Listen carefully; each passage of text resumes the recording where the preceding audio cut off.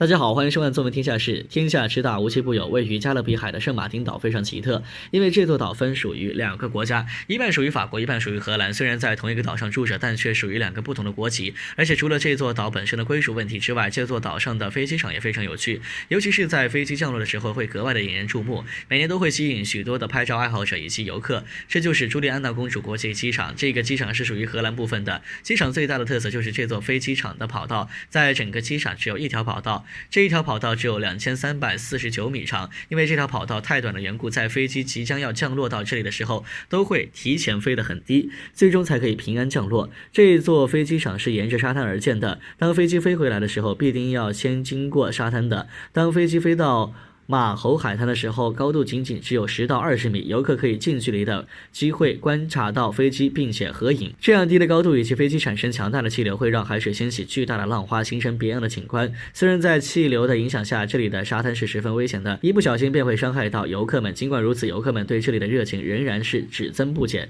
当地的一些人便看中了这样的商机，在周围建立了度假酒店，人们可以在相对安全的情况下欣赏到飞机的起飞和降落，甚至一些酒店还会有飞机的时刻表，让游客们不至于空等一场，可以说做得非常人性化了。好了，本期节目到这里就结束了，喜欢的朋友可以在下方留言评论，我们下期再见。